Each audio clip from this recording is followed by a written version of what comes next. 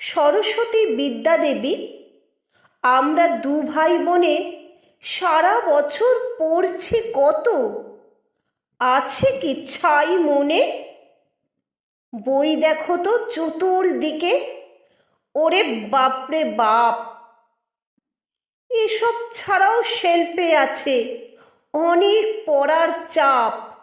পাহাড় প্রমাণ আমরা পড়ি, নদী প্রমাণ লিখি। তুমিই বলো এই মাথাতে আর ঢুকবে কি কি? বিদ্যাদেবী, তুমি নিজে বলবে বাবা মাকে একটু যেন খেলতে দেন লেখাপড়ার ফাঁকে। বাবা মাও তো ছোট ছিলেন, ছিল না শখ কোনো, তবে কেন খেলতে যাও বলেন না কখনো? তবে কেন খেলতে যাও বলেন না কখনো?